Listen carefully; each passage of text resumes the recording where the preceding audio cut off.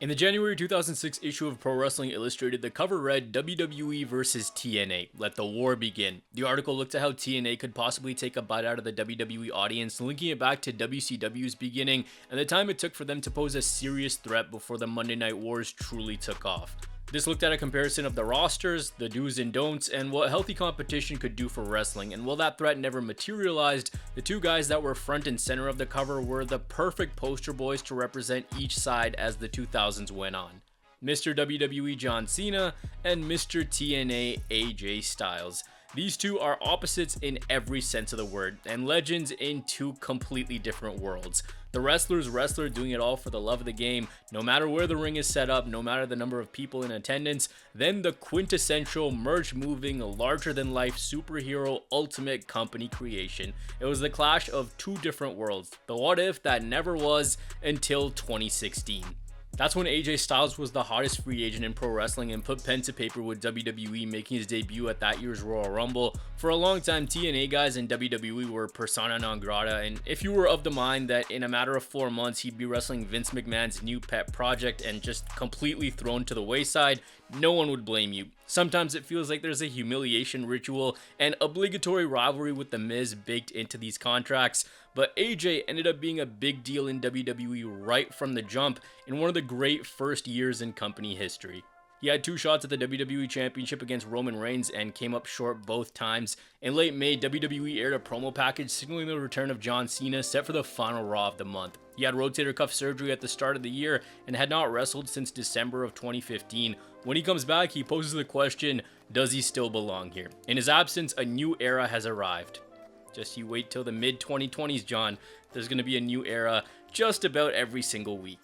He says he's back and the future must go through him. He will not go quietly into the night, and before he leaves, out comes AJ Styles. This is the first time these two ever share a ring, and it's magic. There's dueling chants of "Let's go Cena, AJ Styles. Let's go Cena, AJ Styles." It's one of those moments where you need to be quiet and let the crowd take over, but JBL and Michael Cole will not shut their yap, and it is obnoxious.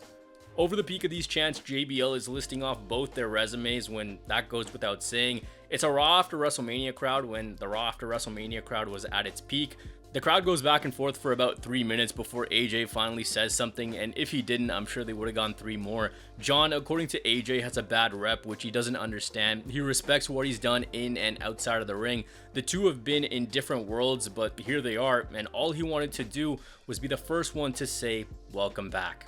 These two get interrupted by AJ's buddies Gallows and Anderson, and these guys have just had this whole thing with Roman Reigns where Styles didn't really want their help and distanced himself from them. Here it looks like he's gonna get the help of his newly found friend John Cena to help fend him off, but AJ Styles does not hesitate. He pulls the trigger and he clocks John Cena square in the face. Then he comes back down for seconds. WWE quickly made the match for the upcoming Money in the Bank pay-per-view. The following Raw, John Cena says that the only other man he had that energy with was The Rock, asking AJ why did he take the easy way out. He didn't need to involve his junkies from the Pull It Club. This rivalry, I'll have you know, is not exceptionally personal. They're not trading barbs back and forth where it gets really cutthroat like him and Edge. Edge and Cena seemed really personal and you could tell that they both hated each other. This one, not really the same. AJ here though says a lot without going on for too long. He says that he insults him. He insults him every time that bell rings, going back to that idea that wrestling wise there's a huge gap between the two. As he says this, you can faintly hear chants of "you can't wrestle" towards John Cena. AJ tells him that it burns him up inside. Even on his best day, he can't beat him. He would run circles around him. That's what he tells his kids when they ask, "Why haven't you wrestled John Cena?"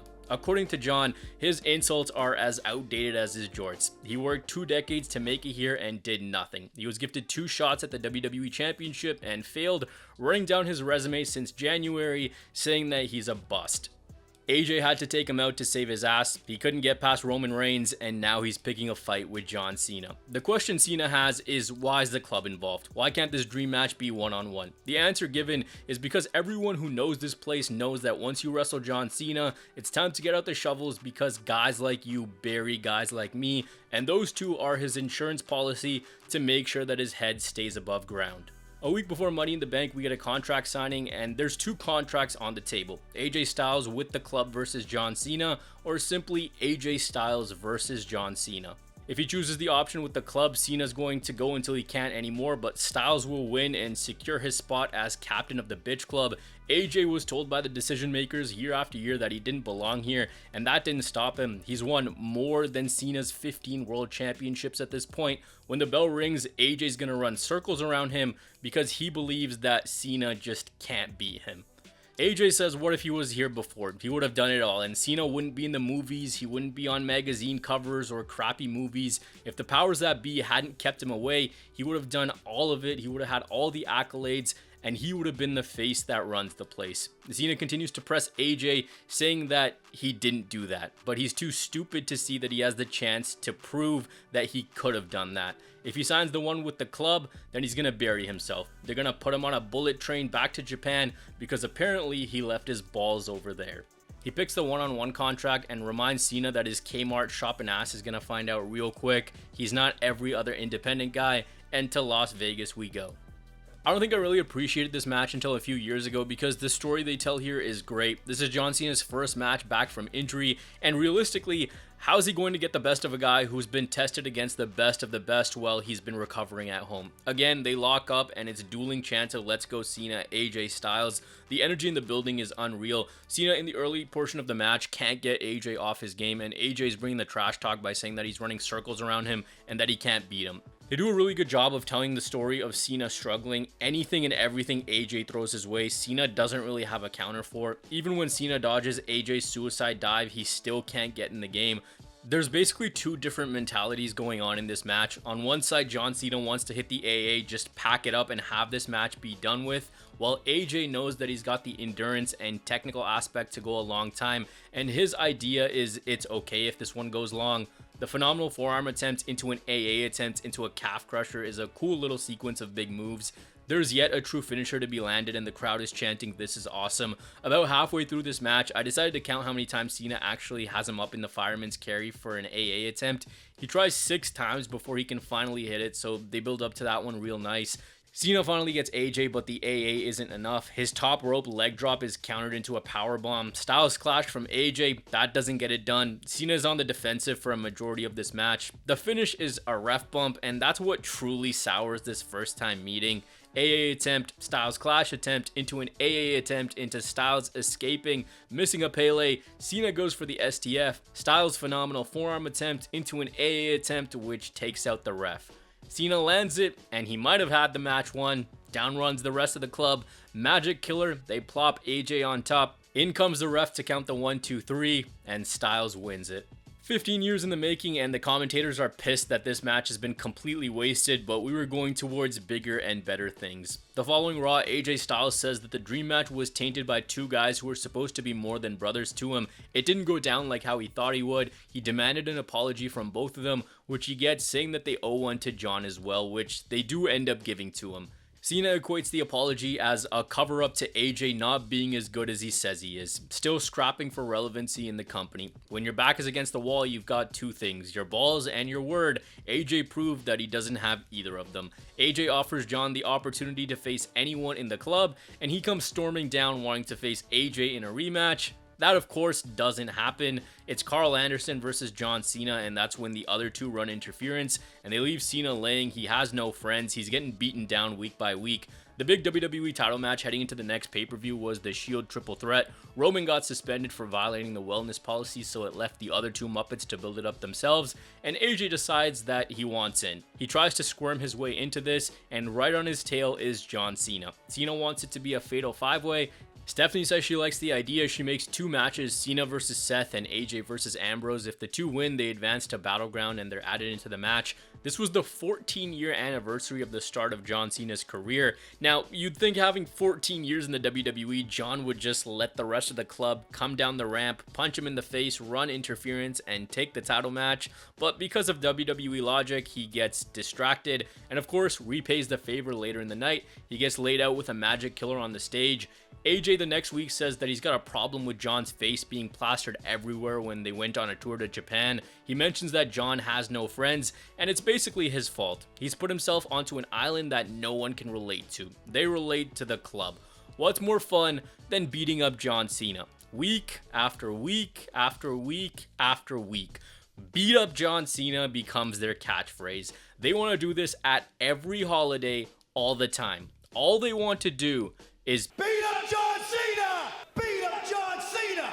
Beat up John Cena! Beat up John Cena! Beat up John Cena! If you're happy and you know it. Beat up John Cena! This time, Enzo and Cass, remember them, they make the save, so our Battleground match is a 6-man tag. Cena, Enzo, Cass versus the club. John Cena, the guy who used to come out rapping, apparently has a hard time understanding what Enzo is trying to say when he says, "How you doing?" Cause again, WWE logic. A few days before Battleground goes the WWE draft, AJ Styles goes 4th overall as SmackDown's 2nd pick. Cena goes 7th overall in the 2nd round to SmackDown as well. Cena off Raw is such a weird feeling because that was always Mr. Monday Night. Aside from RVD, the club ends up getting drafted to Raw, so they're now separated. Obviously, they wanted to wait until SummerSlam to do the rematch. The Battleground match is all about getting the hot tag to Cena and him and AJ going back and forth. Fun little sprint of a tag team match. Even the tag matches between these guys are fun. Sub 15-minute match. Super AA gives Cena and company the win. On the first true SmackDown Live, we get a 6-pack challenge with the winner going on to face Dean Ambrose for the WWE Championship. I had no memory of how this match ended. I knew it was Ziggler who won, but AJ, to my surprise, was the one who took the pin. You'd think it'd be Apollo Crews or Baron Corbin, but in his amazing year 1, it was AJ. The next week on SmackDown, these two have what is my favorite interaction between the two. The fire these two bring is amazing. It doesn't feel like it's forced. AJ has a point, and it feels like Cena's also coming from a place of truth. AJ says he doesn't want him here. He calls Cena fans weak-minded people. The kids are stupid and idiotic and delusional, and the people who are just as delusional are the parents who think the kids deserve a participation trophy, saying that they essentially coddled them. And the most delusional of them all is John Cena. The truth is, you don't get dessert before dinner, you don't stay up late before school, you don't get a trophy for participation, you get a trophy for being a winner. He is the winner, and he believes he deserves a trophy. He's gonna prove that he's a fraud. So tell me, John, why are you still here? Why is Cena still here after all the stuff he has going on outside of the WWE? He says that he's here out of love. He loves everything about the job. There's always someone to ask, now that you've made it mainstream, when are you going to leave the WWE? The WWE will always be his home. He loves the brand, loves the company, and the people who allow him to live his dream. The only reason AJ is here is to be a really good wrestler, and he's already proven if that doesn't work out, he'll pick up shop and move someplace else. Cena gets so fired up, telling AJ that he's here out of love. What the hell is he doing here? And that's when the Boston accent slips out. You know it's big business when the Massachusetts accent comes out. He's like, what the hell are you doing here? AJ says that Cena says the same thing week after week, that the John Cena that he knows never backs away from a challenge, and he lays it down. One-on-one, no excuses, no club. The best part of SummerSlam in AJ's eyes is going to be when he beats him. Then on Tuesday, John's going to have to come out and say that AJ Styles is better than him. If he doesn't, he's a liar. And if he does, he's a loser. Either way, he wins. The rest of the build is nothing crazy. 1 week is just a promo package of Cena's career, and on the go home, it's AJ pumping up Alberto Del Rio to wear down John Cena for him. Cena wins LOL, and AJ gets up from commentary and does his favorite thing, beats up John Cena. Phenomenal forearm, and he tells Cena that he's sick and tired of hearing that the future goes through John Cena. This Sunday, when he beats him, he'll be the face that runs the place, and he's gonna make his passion his prison. Your time is up, my time is now. Now that would have been the perfect way for AJ to go up the ramp and be on his jolly way, but he comes back for more, and this time Cena gets the last laugh and gives him an AA through the AA announce table. It's really anyone's game at SummerSlam. I know for a majority of people, the original trilogy ranking has the Royal Rumble match at number 1, SummerSlam at number 2, and Money in the Bank however else you want. That's a majority of the vote, but I feel like SummerSlam is the best match that these two ever have. I never get tired of watching this one. It's such a comfort watch for me. How else would this one start than with dueling chants for both guys? The crowd is super hot. AJ hits a suplex to Cena onto the ring apron, and then Cena just back body drops AJ, and he gets some serious hang time. He goes up so high. Remember, coming into this, AJ is uber confident. He's been reassured that he's got Cena's number, and coming off Money in the Bank, all he has to do is do what he did last time. But to his surprise, Cena hangs in there real well. AJ gets the Styles Clash in, Cena gets the Attitude Adjustment. These matches are built on both guys hitting their best blows and hitting their best blows a lot. Styles has a pretty impressive showing of strength as well. It's so cool to see Cena, who's known for the meat and potatoes game, hit a code red. He's got a cool little transition into a cutter.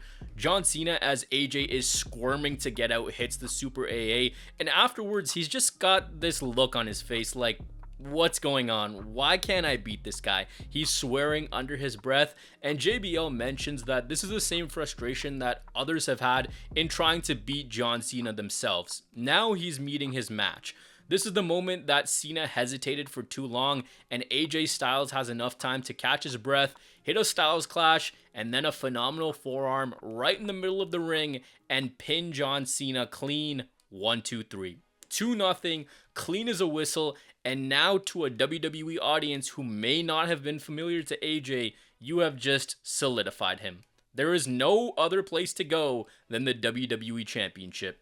After this match, John Cena leaves his armband in the middle of the ring and salutes the crowd, and then he leaves. One of the greatest showings in SummerSlam history. WWE in 2025, and take this as you will, ranked it as the second greatest match in the event's history behind Bret and Bulldog. They stole the show, tore the house down. It was an absolute epic. AJ has taken the headband as a souvenir, and he goes around barking that he's now the face that runs the place. He makes fun of Cena fans, and on the same SmackDown after SummerSlam becomes the #1 contender for the title at Backlash. AJ is genuinely kind of endearing with how annoying he tries to be. He by no means is against being made a fool of. He wins the WWE Championship and now goes around calling himself the champ that runs the camp and the face that runs the place, and making his return on the SmackDown after Backlash. Hit the trumpets.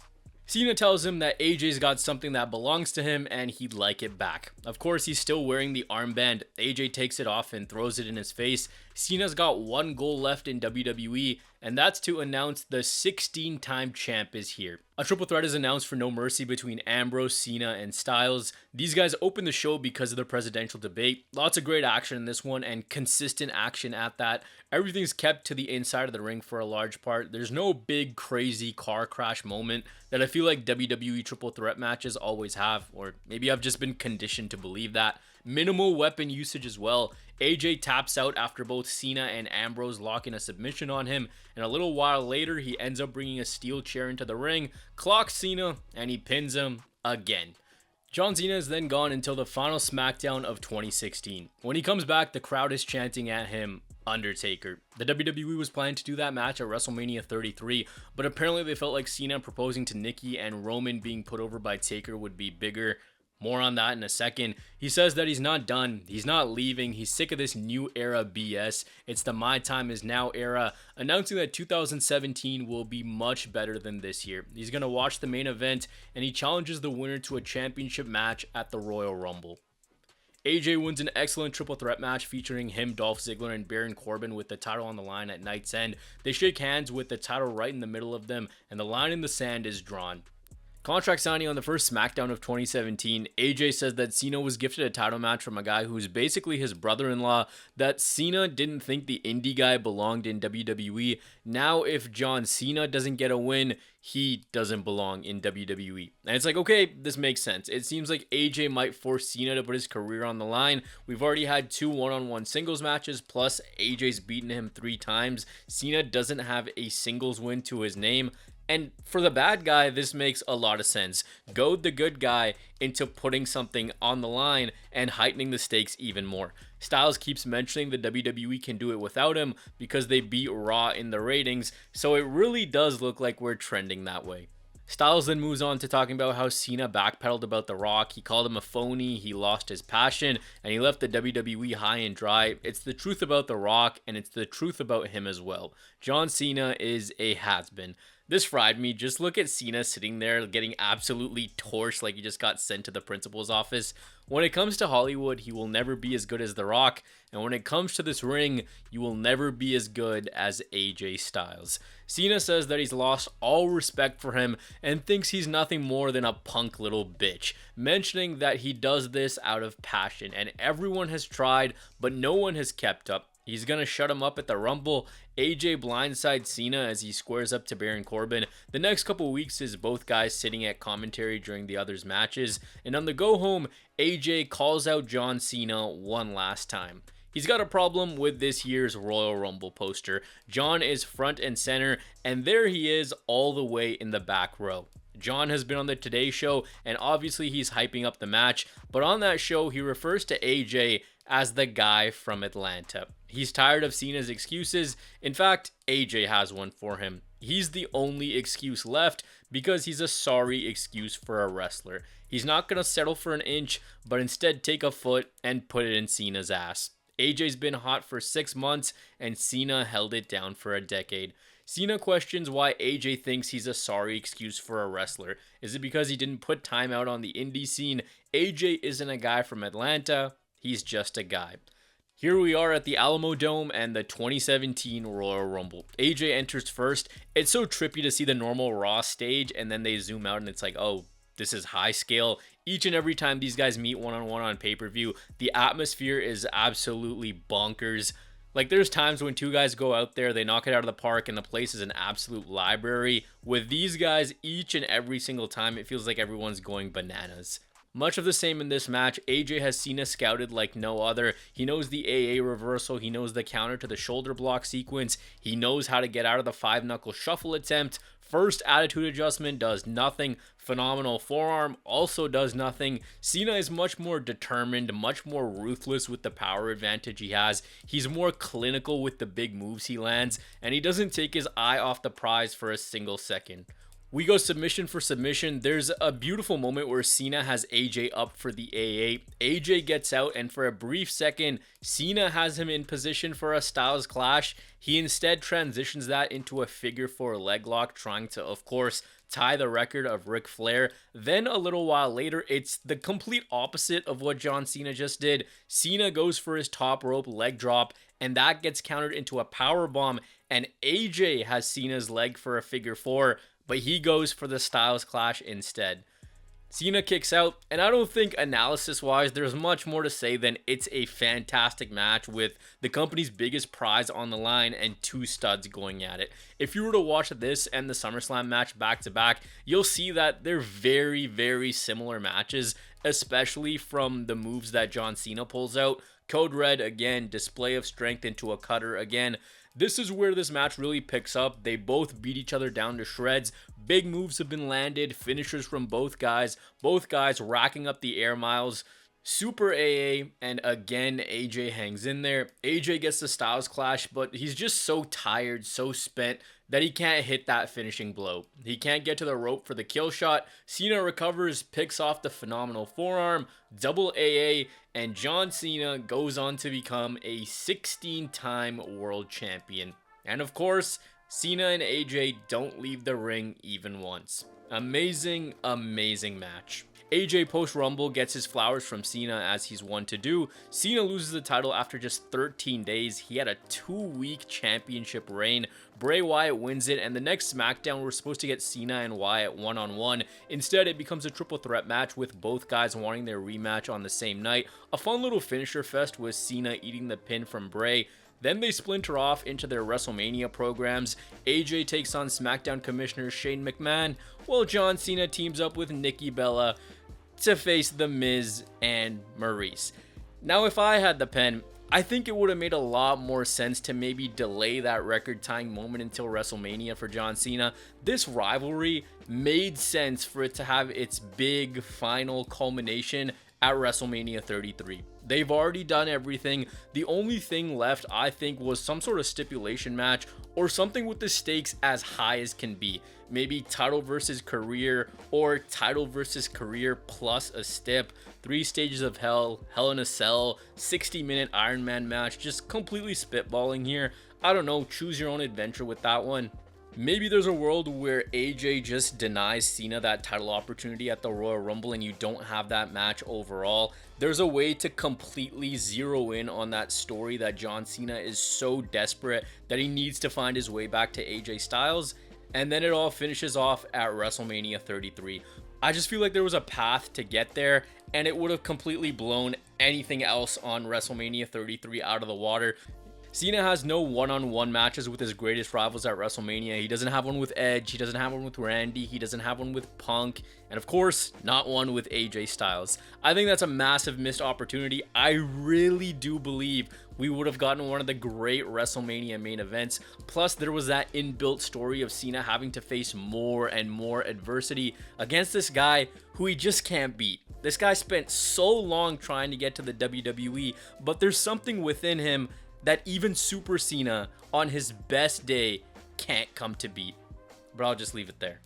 The next time these two meet, John Cena is in my least favorite era of his. This terrible green t-shirt, which WWE Graphics and the 2K team led me to absolutely despise because of how much they overused it. It legitimately feels like he wore this shirt for a solid 5 years. John Cena returned to SmackDown Live, and they were telling the story of him being very, very desperate to make it to WrestleMania 34 in New Orleans. He wanted to be added into the Fatal 5-Way match at Fastlane. He asked what he has to do, and Daniel Bryan tells him that in the main event, he must wrestle the WWE Champion AJ Styles. If he wins, he's in the main event. First time ever on weekly TV we get this match, and again, it's not pay-per-view level, but it's a great TV main event. Cena, while going for the 5-knuckle shuffle, doesn't get too close because he's having flashbacks to how many times AJ has countered this move. When we come back from the second commercial break, these guys, while in commercial, have landed their big finishers. And just like the Royal Rumble, Cena thinks that this is going to end with a double AA. This time AJ escapes and Cena crashes and burns into the steel steps. It's always great how they do the callbacks to their past matches. AA through the announce table, and John Cena is so desperate, so hungry to get to WrestleMania that he's okay taking the count-out win. AJ barely makes it back in, and John Cena again is perplexed that he can't beat this guy. Eventually he reverses the calf crusher into an AA, doesn't get all of it, but he punches his ticket to Fastlane. Series squared 2-2. At Fastlane, it's a 6-pack challenge, and Cena wipes out the field after the bell rings with a spam of AAs, and for the time being, it's just him and Styles mano a mano. Next up, the end of both their journeys, not only in WWE, but in wrestling. John Cena in 2024 had announced that next year would be his final year of in-ring competition, and with that announcement, there are some very obvious matches that the company had to run just one more time. The anticipation for Cena versus Styles 5 was sky high, and with all the things that happened in Cena's retirement tour, as the dates got less and less, it looked like it might not happen. Clash in Paris seemed like the layup because France loves AJ. That didn't happen. Backlash? No. SummerSlam? No. That comes to us from Crown Jewel in Perth, Australia. We didn't get a one-on-one interaction between them, no promo to really sell this. It was a tweet and hope that nostalgia would be enough. Styles on the Crown Jewel kickoff announced that 2026 would be his final year of in-ring competition, and after this he only wrestled for about 3 more months. This match between these two has no real psychology, I guess you could say. What this is a love letter to the professional wrestling business. Friends dead or alive, opponents major or minor, dream matches that we never got. It's a match that can only be done every so often, and between two guys who have that universal respect among their peers and the fan base to actually go out there and pull off. Remember that magazine cover at the beginning of the video? Well, AJ Styles rocks up in his TNA gear, and it just would have been too perfect for Cena to come out wearing the Chain Gang setup. He doesn't have that, but what he does have is a handwritten introduction for AJ, which he didn't tell anyone about. Alicia announces him as the definition of total non-stop action, the ace and undisputed boss of the Bullet Club. It's our honor as fans and my honor as an opponent to see if he can beat up John Cena one final time, the face that runs the place, the phenomenal AJ Styles. That was truly beautiful, and it was a signal for what we were about to get. The audience for this deserves a round of applause because not only is it a sea of yellow t-shirts for John Cena, not only are they chanting "Thank you, Cena" before anything even happens, they from the start are exceptional and they understand the assignment. Before we really get into anything, the fans are chanting "This is awesome" and "Fight forever." It starts as just a standard John Cena and AJ Styles match. Frantic crowd, both guys know the other like the back of their head. John Cena hits an attitude adjustment and that opens the floodgates for the finishers. Cena had been doing this in the weeks leading up, hitting moves of wrestlers he might not get to face in his retirement run. A skull-crushing finale for The Miz. I still can't believe that main evented a WrestleMania and these two didn't. AJ hits a Scorpion Death Drop, tip of the cap to Sting, an accolade for Rusev from Cena, Styles locks in a Coquina Clutch for Samoa Joe, and the crowd, they get it, they've figured it out. They're paying tribute to the wrestling world and running the greatest hits. Cena gets out of this and a calf crusher attempt into a Walls of Jericho. AJ hits a Styles Clash in tribute to himself. Cena picks a phenomenal forearm attempt into a Sister Abigail, and AJ kicks out at 2. When they come back from the replay in the arena, everyone has their phone flashlights out and they're singing. It's a sight to behold, genuinely. The Fireflies were out in full force. Angel's Wings by AJ for Christopher Daniels. Cena attempts a pedigree. Buddy, after that year, you really think he's gonna let someone kick out of it? Have you seen the year you've had? Draping DDT, tribute to Randy Orton.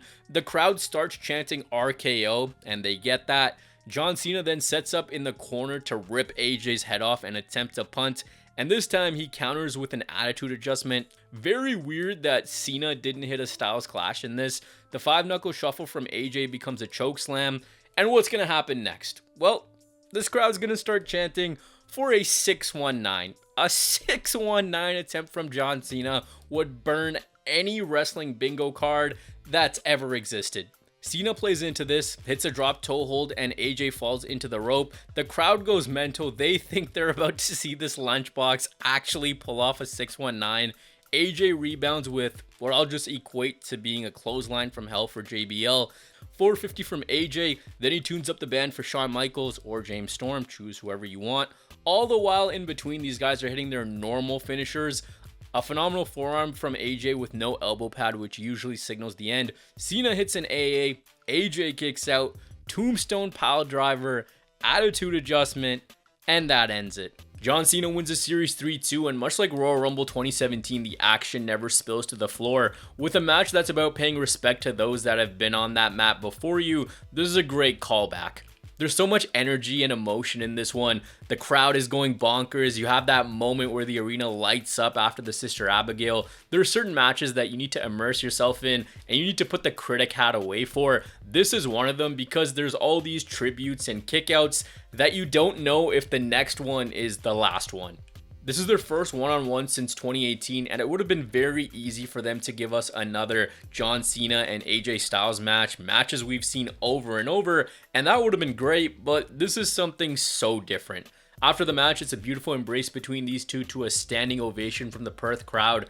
Following this, both of them had their final matches within a span of 3 months and bowed out at relatively the same time. A rivalry that wasn't too personal but gave us some of the greatest matches in WWE history. Each and every single time AJ Styles and John Cena shared the ring, the only word to use is magic. Thanks for watching.